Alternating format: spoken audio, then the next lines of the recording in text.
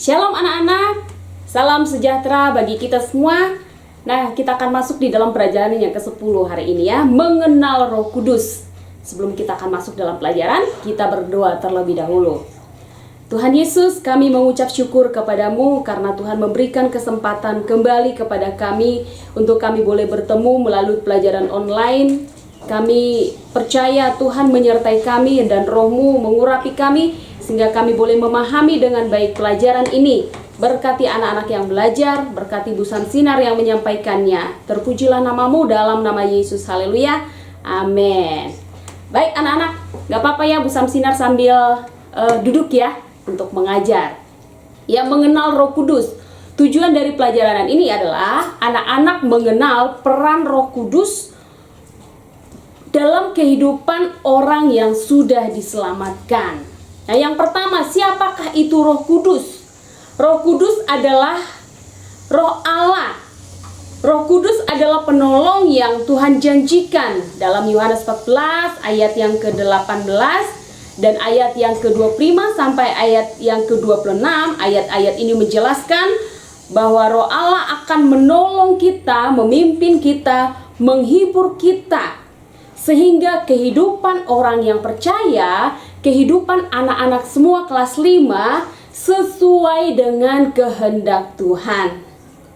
Nah, setiap orang Kristen atau setiap orang yang percaya pasti memiliki Roh Kudus. Nah, kapan kita menerima Roh Kudus itu?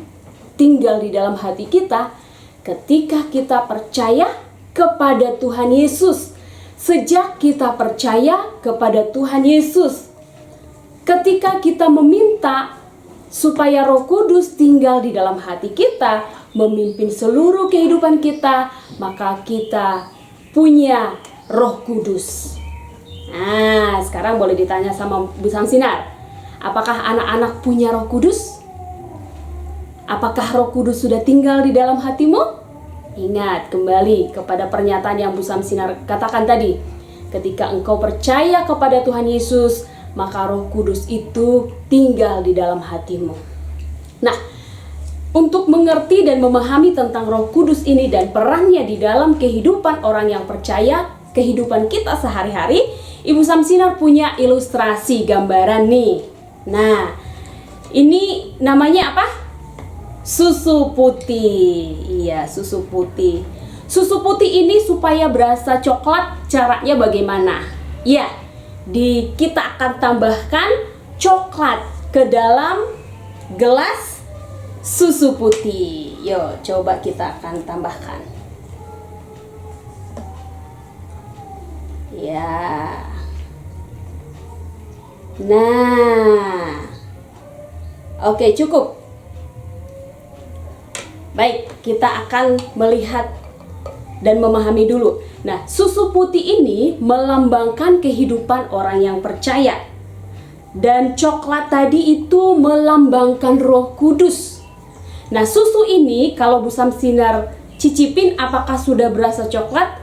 Belum, tentunya belum berasa coklat. Caranya supaya ini menjadi susu berasa coklat atau susu coklat, caranya bagaimana? Iya, caranya harus diaduk. Kalau tidak diaduk, ya, coklat tadi akan mengendap di bawah, tidak bisa tercampur.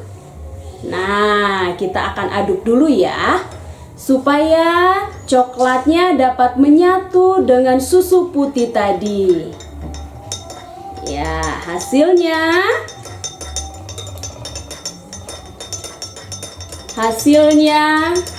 susu putih tadi berubah menjadi coklat dan rasanya pun pasti nikmat dan namanya pun berubah menjadi susu coklat. Nah, artinya apa anak-anak?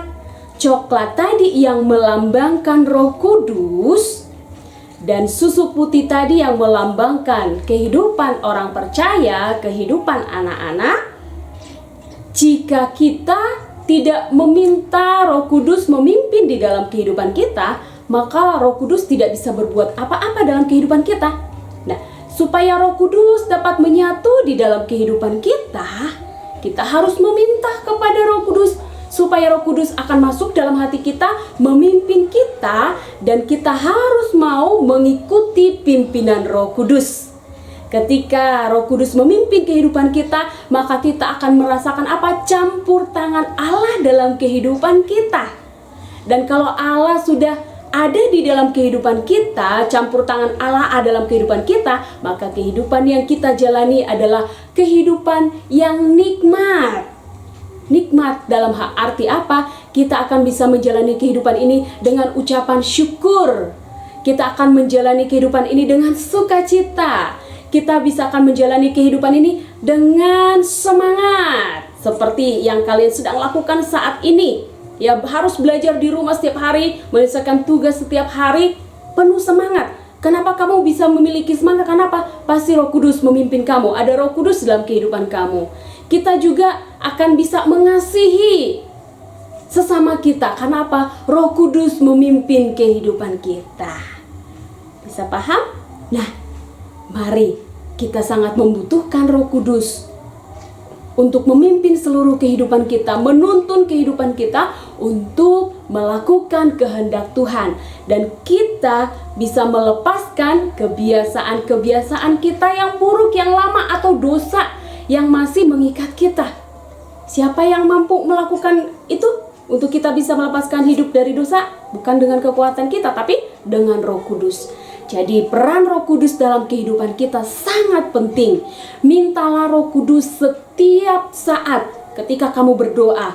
Minta pimpinan Roh Kudus supaya Roh Kudus akan memimpin kita. Sebelum menutup pertemuan kita hari ini, Ibu seruput dulu susu coklat yang nikmat. Nikmat sekali. Oke, ini pelajaran kita. Tugas anak-anak membuat satu doa permohonan, ya, permohonan supaya Roh Kudus menuntun kehidupanmu untuk melakukan kehendaknya, dan meminta Roh Kudus untuk kamu mampu melakukan meninggalkan kebiasaan-kebiasaan buruk yang masih ada. Dengan Roh Kudus kamu bisa meninggalkan segala kebiasaan buruk. Nah, kalau dituliskan, sudah biasa menuliskan doa di dalam kertas. Tapi hari ini Ibu minta ketika kamu berdoa di video, dan video yang berisi doa ini ya dikirimkan kepada Bu Samsinar. Bisa ya? Siap ya?